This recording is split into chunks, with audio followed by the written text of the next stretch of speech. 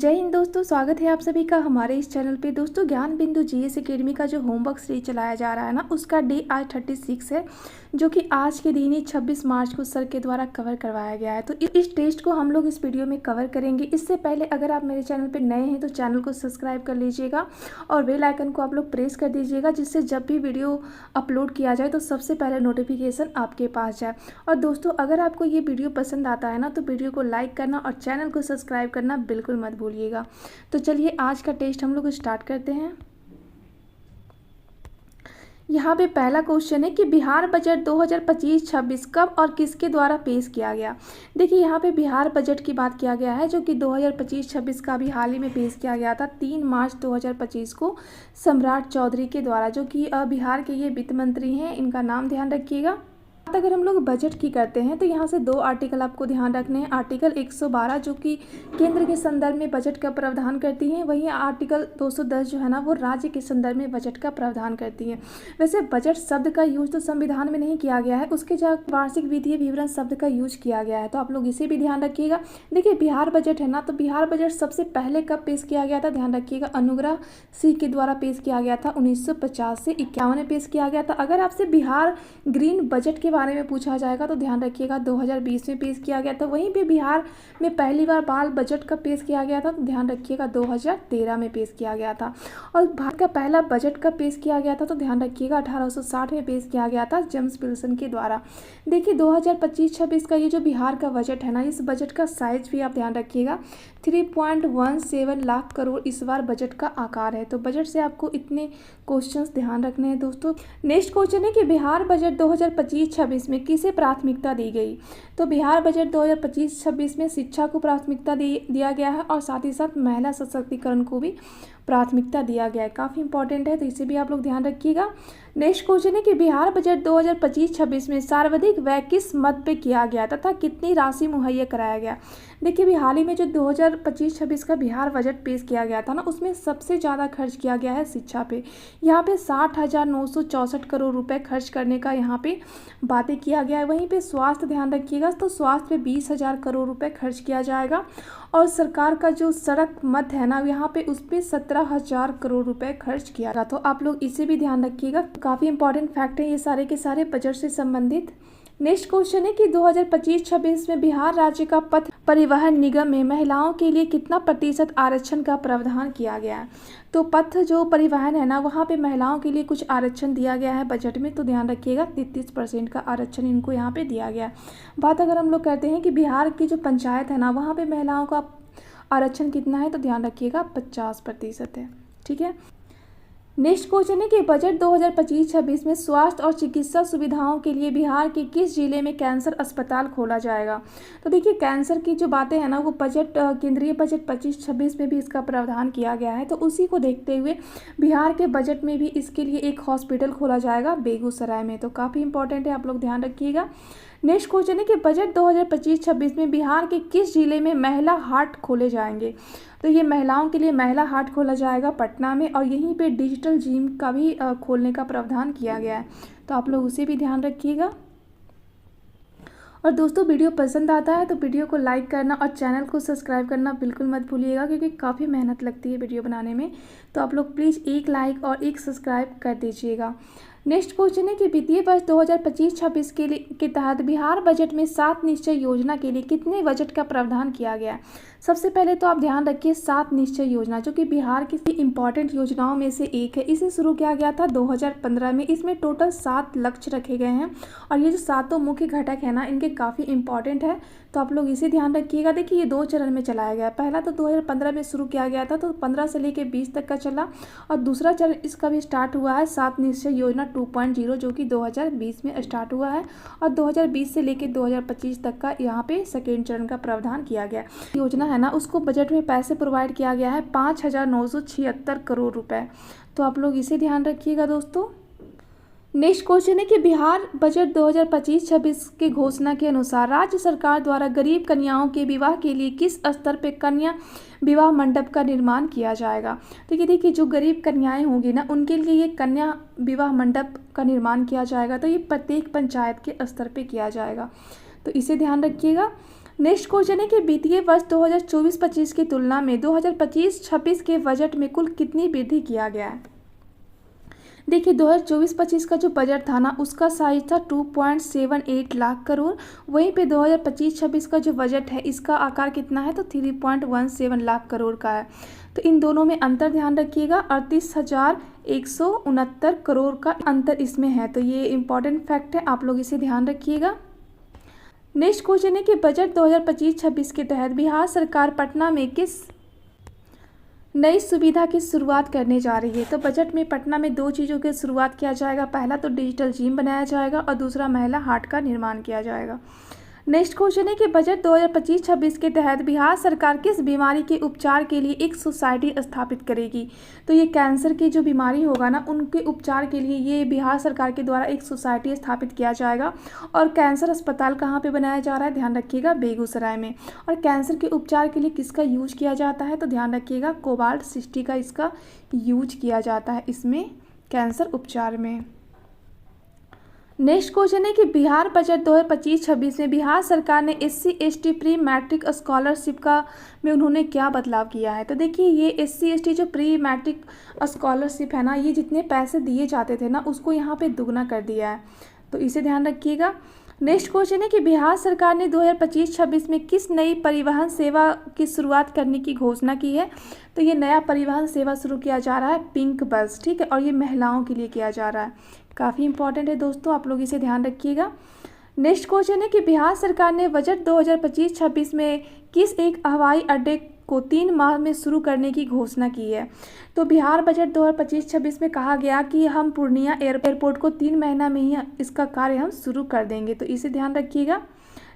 Next देखिए यहाँ पे रिवीजन सीरीज है जो कि पहले टेस्ट का ही ये रिवीजन है, ठीक है। तो पहला क्वेश्चन यहाँ पे है कि वित्त वर्ष 2025 में कृषि क्षेत्र में कितनी वृद्धि का अनुमान है। तो ध्यान रखिएगा 3.8% का।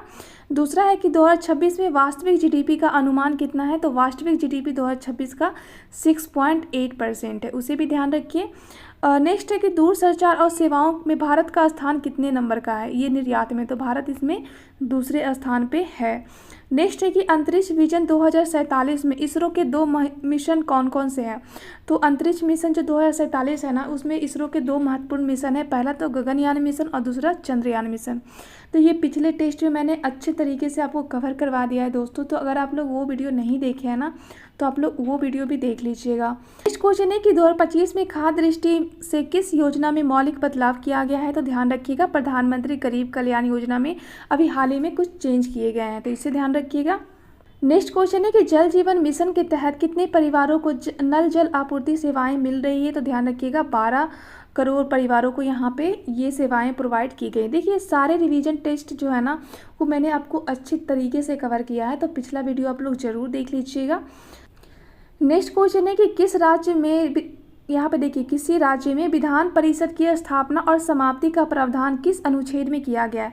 तो किसी भी राज्य में अगर हमें विधान परिषद की स्थापना करना पड़ेगा या फिर उसका हमें समापन करना पड़ेगा तो उसका उल्लेख आर्टिकल 169 में है, तो इसे ध्यान रखिएगा। अगर विधान परिषद की संरचना की बात करेगा तो ध्यान रखिएगा आर्टिकल 171 यहाँ पे हो जाएगा। देखिए वर्तमान में टोटल 6 राज्यों में विधान परिषदें हैं, तो ये 6 कौन कौन से राज्य हैं ये मैं आपको कवर करवा चुकी हूँ, तो फटाफट आप लोग कमेंट में इसे छाप दीजिए जिससे कि ये आपका भी रिवीजन हो जाए। नेक्स्ट क्वेश्चन है कि शिवाजी ने अपना राज्य अभिषेक कब और कहाँ पे कराया था। देखिए शिवाजी के द्वारा राज्याभिषेक कराया गया था 6 जून 1674 के रायगढ़ के किले में। काफ़ी इंपॉर्टेंट है दोस्तों, इसे आप लोग ध्यान रखिएगा। और जब इन्होंने अपना राज्याभिषेक कराया था ना तो यहाँ पे वाराणसी के पंडित आते हैं गंगा भट्ट राव, इनका नाम भी ध्यान रखिएगा। और यहीं पे उन्होंने छत्रपति की उपाधि भी ली थी। काफ़ी इंपॉर्टेंट है, आप लोग इसे ध्यान रखिएगा। नेक्स्ट क्वेश्चन है कि जूनागढ़ रियासत को भारतीय संघ में कब शामिल किया गया था। तो जूनागढ़ रियासत को भारतीय संघ में शामिल किया गया था 1948 में। बात हम लोग रियासत की करते हैं तो जब देश आज़ाद हुआ था ना तो उस समय भारत में टोटल 552 रियासत हुआ करते थे, जिसमें से 549 रियासत तो बिना कुछ मतलब बोले हुए भारत में मिल गए, लेकिन 3 जो रियासत था ना वो भारत में मिलने को तैयार ही नहीं था। पहला तो ध्यान रखिएगा जम्मू कश्मीर, दूसरा ध्यान रखिएगा हैदराबाद और तीसरा ध्यान रखिएगा जूनागढ़। जम्मू कश्मीर में शासन हुआ करता था हरी सिंह का और इसका विलय किया गया था 1947 में। वहीं पे हैदराबाद का भी विलय किया गया था 1948 में, और ये ऑपरेशन पोलो के तहत किया गया था। ठीक है, वहीं पे जूनागढ़ का विलय किया गया था 1948 में। वहाँ के राजा हुआ करते थे महावत खां। तो इसे ध्यान रखिएगा, ये इंपॉर्टेंट फैक्ट है जो एग्जाम में पूछे हुए हैं। ठीक है, तो आप लोग इसे ध्यान रखिएगा।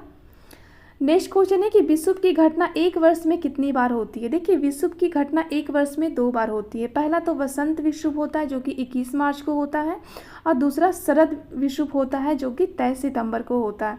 बात हम लोग विषुव की करते हैं कि विषुव की घटना आखिरकार होती कब है। तो ध्यान रखिएगा कि जब सूर्य की किरणें जब विषुवत रेखा पे यहाँ पे लंबत पड़ती है ना, तो उस परिस्थिति में विषुव की घटना यहाँ पे हमें देखने को मिलती है। लेकिन जब सूर्य की किरण यहाँ पे कर्क रेखा पे जब लंबत पड़ती है तो यहाँ पे कर्क संक्रांति देखने को मिलता है जो कि आपका 21 जून को होता है। और जब सूर्य की किरण मकर रेखा पे लंबत हमें देखने को मिलती है तो उस परिस्थिति में मकर संक्रांति होती है जो कि 22 जनवरी को होता है। तो आप लोग इसे भी ध्यान रखिएगा, काफ़ी इंपॉर्टेंट है ये। नेक्स्ट क्वेश्चन है कि संविधान का कौन सा अनुच्छेद राष्ट्रपति को आपातकाल में मूल अधिकारों को लागू करने के लिए न्यायालय जाने के अधिकार को निलंबित करने के लिए अधिकृत करता है। तो ध्यान रखिएगा, यह प्रावधान आर्टिकल 359 में किया गया है। काफ़ी इंपॉर्टेंट है दोस्तों, तो आप लोग इसे ध्यान रखिएगा। बात अगर हम लोग आपातकाल की करते हैं, देखिए आपातकाल से काफ़ी इंपॉर्टेंट क्वेश्चन पूछे जाते हैं एग्जाम में।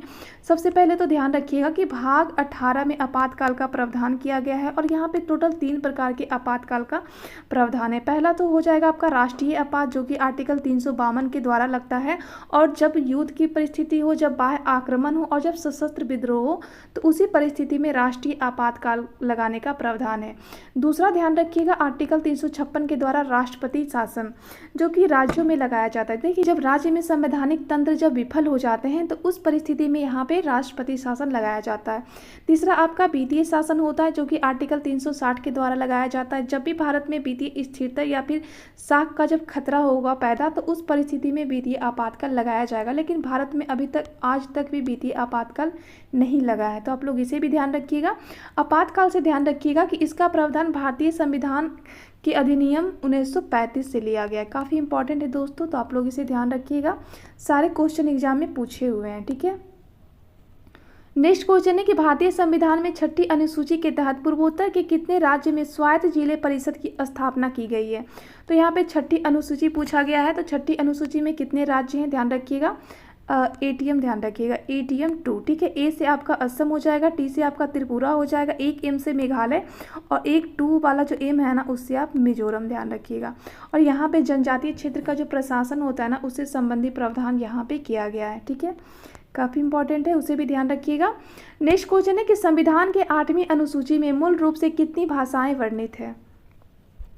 देखिए, यहाँ पे 8वीं अनुसूची पूछा है, तो सबसे पहले तो 8वीं अनुसूची का संबंध भाषा से है जहाँ पे वर्तमान में टोटल 22 भाषा है, लेकिन मूल रूप से वहाँ पे 14 भाषा हुआ करता था। तो बाकी का जो भाषा है ना वो संविधान संशोधन करके यहाँ पे जोड़ा गया था।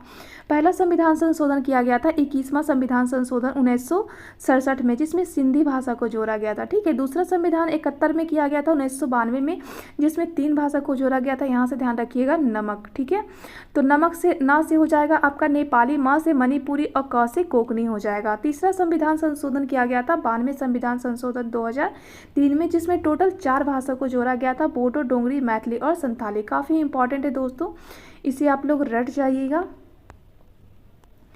नेक्स्ट क्वेश्चन है कि राज्यसभा के सदस्यों का निर्वाचन प्रक्रिया किस देश से लिया गया है।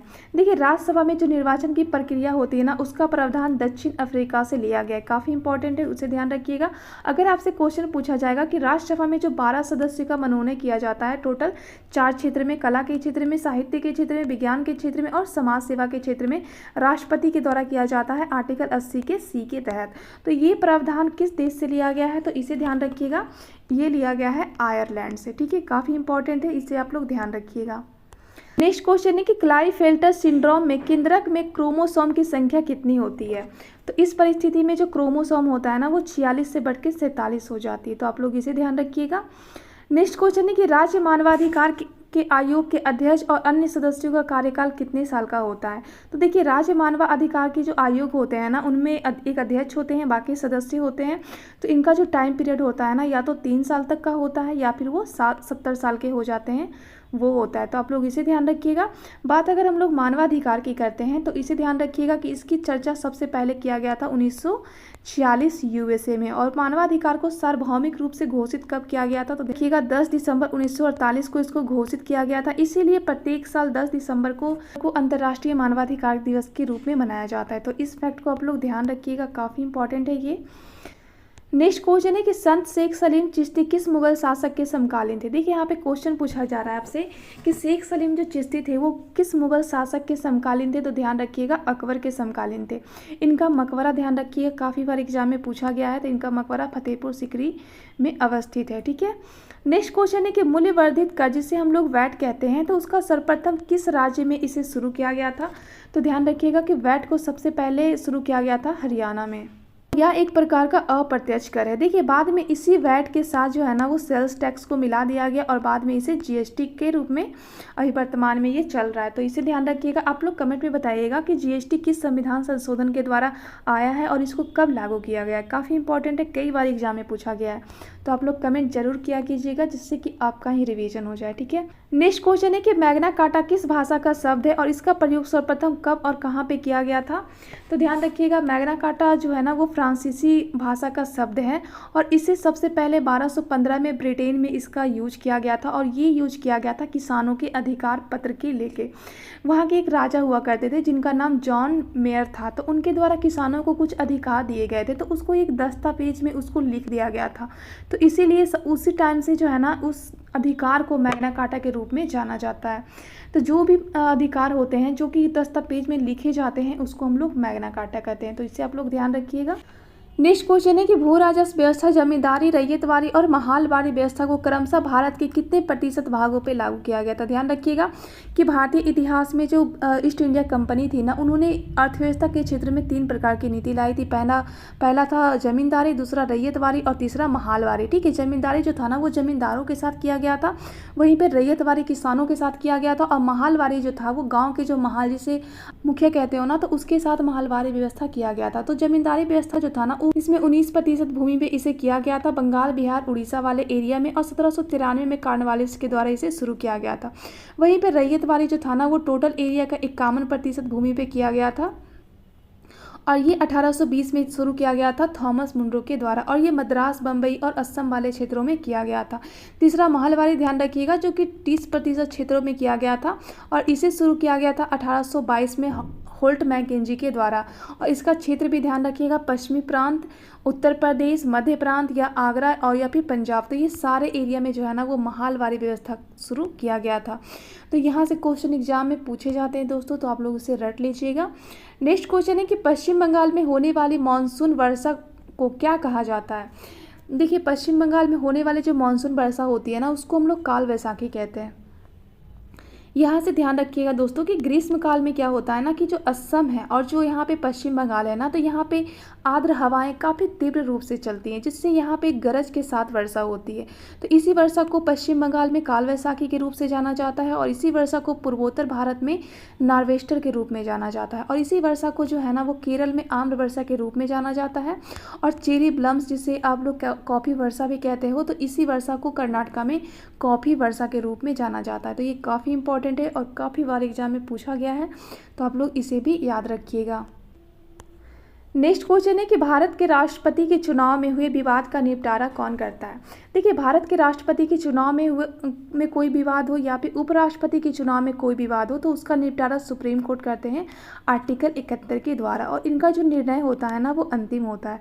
तो आप लोग इसे ध्यान रखिएगा। राष्ट्रपति के चुनाव से ध्यान रखिएगा कि इनका चुनाव अप्रत्यक्ष रूप से किया जाता है और इनका चुनाव जो होता है ना एक चुनाव निर्वाचन मंडल के द्वारा किया जाता है। इस निर्वाचन मंडल में कौन कौन होते हैं तो लोकसभा और राज्यसभा के निर्वाचित सदस्य केवल निर्वाचित सदस्य ही होते हैं। ठीक है। वहीं भी जितने भी राज्य हैं ना उनके विधानसभा के निर्वाचित सदस्य होते हैं और दिल्ली और पांडुचेरी के भी निर्वाचित सदस्य यहाँ पे पार्टिसिपेट करते हैं। काफ़ी इंपॉर्टेंट है दोस्तों, आप लोग इसे ध्यान रखिएगा। नेक्स्ट क्वेश्चन है कि 1956 में भाषाई आधार पर गठित आंध्र प्रदेश के पहले मुख्यमंत्री कौन थे।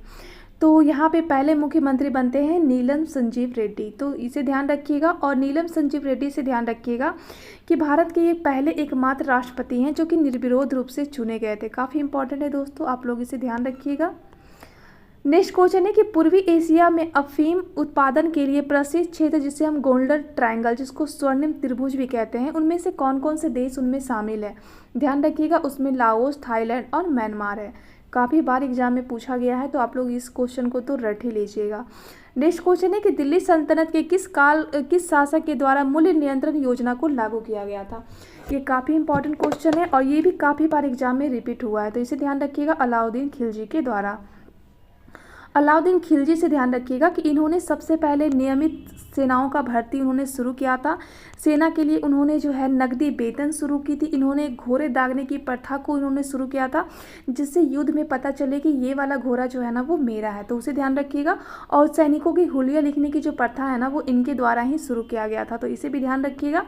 और बाजार नियंत्रण प्रणाली भी इनके द्वारा ही शुरू किया गया था।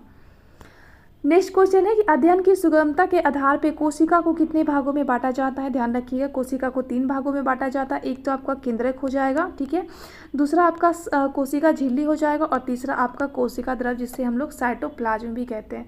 तो ये कोशिका का विभाजन है दोस्तों, तो आप लोग इसे ध्यान रखिएगा।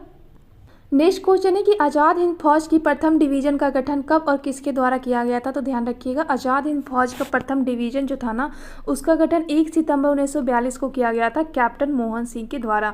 काफ़ी इंपॉर्टेंट है, और इसी आज़ाद हिंद फौज से सुभाष चंद्र बोस जुड़ते हैं 1943 में, तो उसे भी ध्यान रखिएगा। नेक्स्ट क्वेश्चन है कि मस्तिष्क में होने वाले ट्यूमर को नष्ट करने के लिए किस रेडियो समस्थानिकों का यूज किया जाता है। तो इसे ध्यान रखिए, कोबाल्ट-60 का यहाँ पे यूज किया जाता है। नेक्स्ट क्वेश्चन है कि पंडित जवाहरलाल नेहरू ने सविनय अवज्ञा आंदोलन का नेतृत्व कहाँ से किया था। तो देखिए, पंडित जवाहरलाल नेहरू के द्वारा सविनय अवज्ञा आंदोलन का नेतृत्व किया गया था इलाहाबाद से। काफ़ी इंपॉर्टेंट है दोस्तों, आप लोग इसे ध्यान रखिएगा।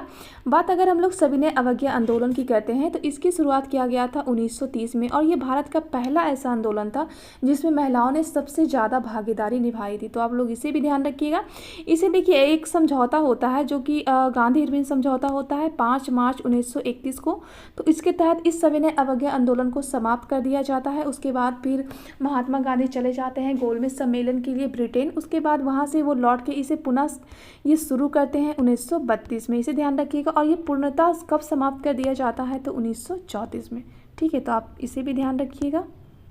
नेक्स्ट क्वेश्चन है कि अधिनियम 1919 के द्वारा सुधारों की समीक्षा के लिए कौन सा आयोग का गठन किया गया था। ध्यान रखिएगा, साइमन कमीशन का गठन किया गया था। देखिए, भारत में साइमन कमीशन 2 बार आता है। पहला तो आता है फरवरी 1928 में, जहाँ पे इसे झंडा दिखा के वापस भेज दिया गया था। दूसरा ये आता है अक्टूबर 1928 में, और जब अक्टूबर 1928 में आता है ना तो यहाँ पे काफ़ी विद्रोह किया जाता है, और इस विद्रोह का नेतृत्व लाहौर से करते हैं लाला लाजपत राय, जिनको यहाँ पे बंदूक से इनके सर पे मारा जाता है सॉन्डर्स के द्वारा, और बाद में इनकी जाके हत्या हो जाती है। बाद में इसी सॉन्डर्स को भगत सिंह के द्वारा मार दिया जाता है, और इसी को जो है वो लाहौर संयंत्र केस के रूप में जाना जाता है। बाद में इसी लाहौर संयंत्र के द्वारा भगत सिंह, राजगुरु और सुखदेव को फांसी दे दिया जाता है 23 मार्च 1931 को, तो आप लोग इसे भी ध्यान रखिएगा, लाहौर जेल में, ठीक है, तो आप लोग इसे भी ध्यान रखिएगा दोस्तों। नेक्स्ट क्वेश्चन है कि सिंचाई आयोग, फ्रेजर आयोग और विश्वविद्यालय आयोग के समय भारत का गवर्नर जनरल कौन था। ध्यान रखिएगा, इस समय भारत के गवर्नर थे लॉर्ड कर्जन। लॉर्ड कर्जन से ध्यान रखिएगा कि इनके टाइम में सबसे महत्वपूर्ण घटना होती है जो कि 1905 का बंगाल का विभाजन, जो कि इन्हीं के द्वारा ही घोषणा किया जाता है बंगाल विभाजन का, और उसके बाद जो है ना वो स्वदेशी आंदोलन स्टार्ट होता है। तो कर्जन से ये फैक्ट आपको ध्यान रखना है। नेक्स्ट क्वेश्चन है कि मोहनजोदड़ो का सर्वाधिक महत्वपूर्ण स्थल कौन सा है। देखिए, मोहनजोदड़ो का सबसे इंपॉर्टेंट स्थल पूछा जाएगा ना तो ध्यान रखिएगा, विशाल स्नानागार मोहनजोदड़ो का सबसे इंपॉर्टेंट स्थल है। बात अगर हम लोग मोहनजोदड़ो की करते हैं ना तो इसका खोज किया गया था 1922 में रखाल दास बनर्जी के द्वारा, और ये सिंधु नदी के तट पे अवस्थित है। काफ़ी इंपॉर्टेंट है। मोहनजोदड़ो से ध्यान रखिएगा कि यहाँ से आपको नर्तकी की कांस्य मूर्ति मिली थी, यहाँ से पशुपतिनाथ की मूर्ति मिले थे, और यहाँ पे एक दाढ़ी वाले पुजारी का भी मूर्ति मिला था। तो ये सारे एग्जाम में पूछे हुए क्वेश्चन है दोस्तों, तो आप लोग इसे ध्यान रखिएगा। नेक्स्ट क्वेश्चन है कि हड़प्पन लिपि के बड़े आकार के 10 चिन्हों का साक्ष्य किस स्थल से मिला है। तो हड़प्पा लिपि के बड़े जो आकार है ना उसके 10 अक्षरों का साक्ष्य मिला है धौलावीरा से, इसे ध्यान रखिएगा। और ये धौलावीरा है कहाँ पे, तो गुजरात में, और ये यूनेस्को का 40वें साइट के रूप में भी शामिल किया गया, इसे आप लोग ध्यान रखिएगा। नेक्स्ट क्वेश्चन है कि हड़प्पा के मिट्टी के बर्तनों पे समस्तः किस रंग का प्रयोग किया गया है। देखिए हड़प्पा का जो मिट्टी का बर्तन था ना, उस पर वैसे तो लाल और भूरे रंग का यूज किया गया था, लेकिन इस पर जो डिजाइन किया गया था ना, वो काले रंग का किया गया था। तो आप लोग इसे भी ध्यान रखिएगा दोस्तों। नेक्स्ट क्वेश्चन है कि भारत का सबसे बड़ा हड़प्पा पूरा स्थल कौन सा है। देखिए ये भारतीय संदर्भ में पूछा है, तो ध्यान रखिएगा राखीगढ़ी। और ये राखीगढ़ी है कहाँ पे, तो हरियाणा में है। लेकिन अगर ऐसे आपसे पूछा जाएगा कि हड़प्पा का सबसे बड़ा स्थल कौन सा है, तो ध्यान रखिएगा मोहनजोदड़ो हो जाएगा, उसके बाद फिर राखीगढ़ी हो जाएगा। ठीक है, लेकिन भारतीय संदर्भ में राखीगढ़ी हो जाएगा और दूसरा धौलावीरा हो जाएगा। तो ये सारे फैक्ट आपको ध्यान रखना है। नेक्स्ट क्वेश्चन है कि कौन सा स्थल सैंधव स्थल के नगर के दो भागों में न बंटकर एक ही रक्षा प्राचीर से पूरे नगर को दुर्गीकृत करता है, तो ध्यान रखिएगा यहाँ पे लोथल हो जाएगा। ठीक है, तो आपसे क्वेश्चन पूछा जाएगा कि सिंधु घाटी सभ्यता का बंदरगाह स्थल कौन सा है, तो ध्यान रखिएगा लोथल है, जो कि भोगवा नदी के किनारे गुजरात में अवस्थित है।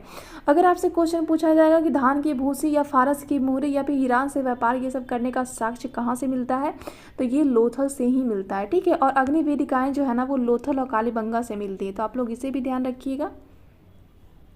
नेक्स्ट क्वेश्चन है कि सिंधु घाटी सभ्यता के 3 स्थलों की नगर योजना लगभग समान है।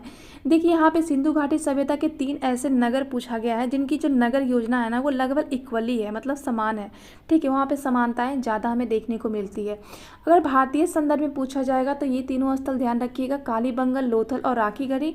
और अगर आपसे ऐसे ही सिंधु सभ्यता का स्थल पूछा जाएगा तो ध्यान रखिएगा मोहनजोदड़ो, हड़प्पा और कालीबंगा। काफ़ी इंपॉर्टेंट है दोस्तों, तो आप लोग इसे ध्यान रखिएगा।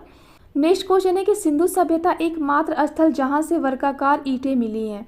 देखिए सिंधु घाटी सभ्यता का जो चन्हुद्रो है ना, जो कि सिंधु नदी के तट पे अवस्थित है, जो कि मोहनजोदड़ो के जस्ट नीचे है, तो वो वहां से वर्गाकार ईंटें का साक्ष्य यहाँ पे देखने को मिला है।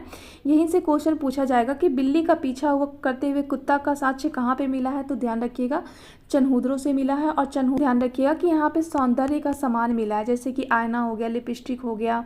ठीक है, यहाँ से जो है ना, ये सारे सामान यहाँ पे मिला है। ब्यूटी पार्लर का जितने सामान है ना, वो चन्हुद्रो से मिला है। तो आप लोग इसे ध्यान रखिएगा।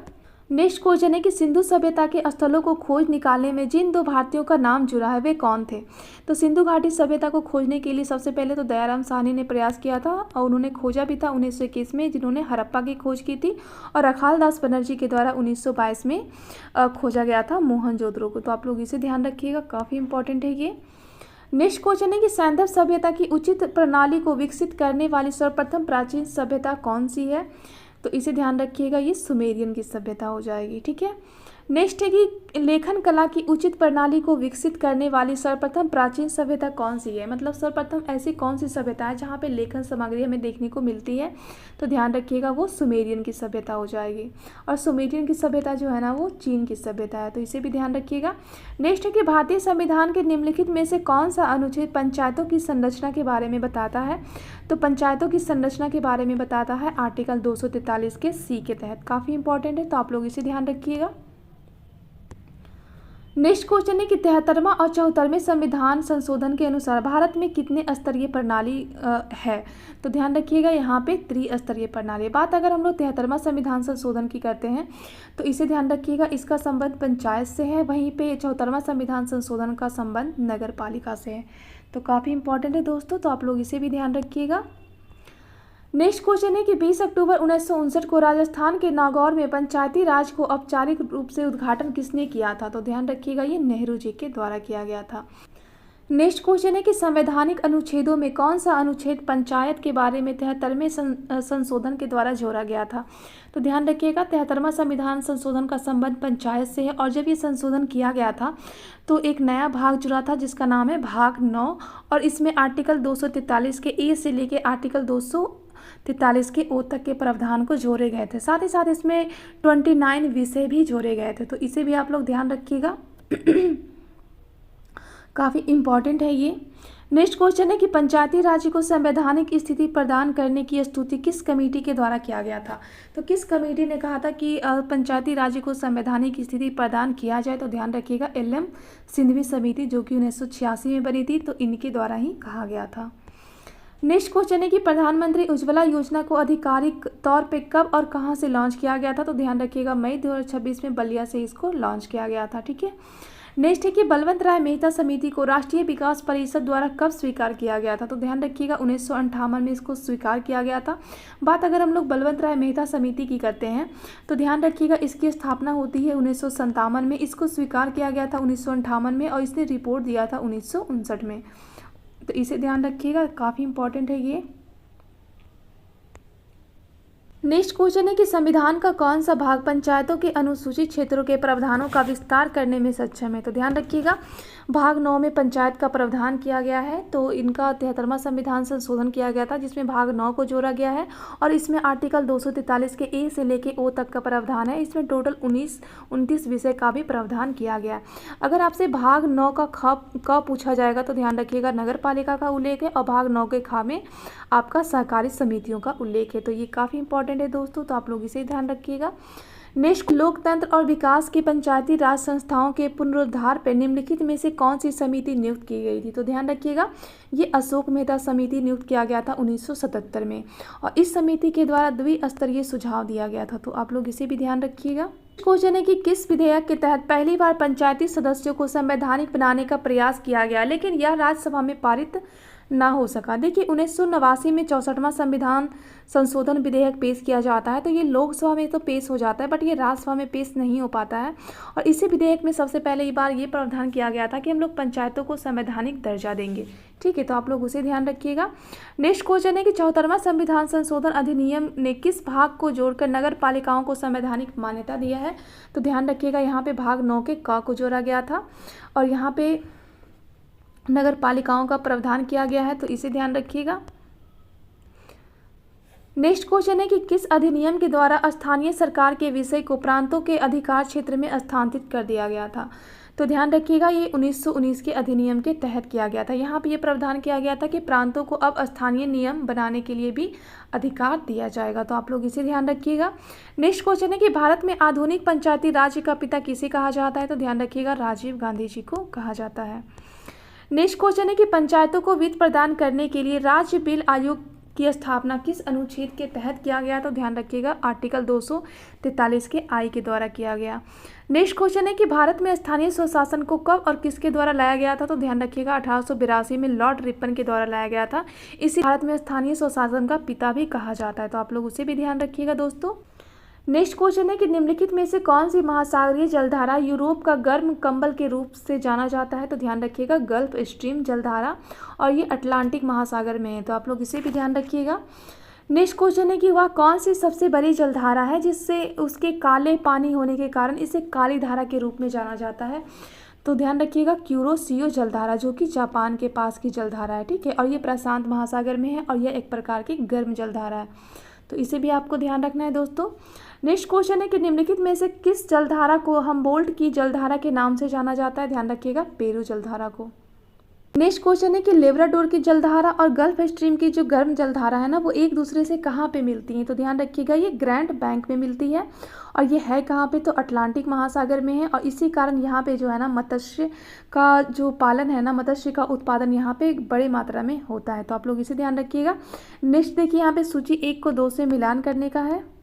पे कुछ महासागरीय जलधाराएं हैं और यहाँ से संबंधित देश है। तो अगलुहास जलधारा कहाँ पे है, तो इसे ध्यान रखिएगा ये दक्षिण अफ्रीका की जलधारा। वहीं पे हम्बोल्ट जो है वो पेरू के पास की जलधारा है। लेब्राडोर जो है वो आपका कनाडा का हो जाएगा और फॉकलैंड आपका हो जाएगा अर्जेंटीना का। ठीक है, तो यहाँ पे देखिए ये जो अल्गुहास जो है ना ये एक प्रकार का गर्म जलधारा है और बाकी जितने भी जलधारा है ना वो सभी के सभी ठंडी जलधारा है। तो आप लोग इसे भी ध्यान रखिएगा दोस्तों। नेक्स्ट क्वेश्चन है कि दुनिया की सबसे बड़ी और प्रमुख ब्लॉक प्रवाल भीति जिसे ग्रेट बैरियर रीफ भी कहते हैं वो ऑस्ट्रेलिया के किस तट पे अवस्थित है। तो ध्यान रखिएगा ऑस्ट्रेलिया के पूर्वी तट पे या फिर ऑस्ट्रेलिया का उत्तर पूर्वी तट पे जो है ना ये अवस्थित है। तो इसे भी ध्यान रखिए। नेक्स्ट क्वेश्चन है कि दिन में समुद्र जल का लयबद्ध रूप से उतार चढ़ाव होना क्या है। देखिए समुद्र जल का ऊपर चढ़ना और नीचे उतरना का कारण क्या है, ज्वार भाटा है। तो आप लोग इसे ध्यान रखिए। नेक्स्ट क्वेश्चन है कि अल नीलो के तट के साथ एक गर्म महासागरीय धारा के आवधिक विकास को दिया गया नाम है। तो देखिए अल नीनो जो है ना वो पेरू के तट पे आता है। तो आप लोग इसे भी ध्यान रखिएगा।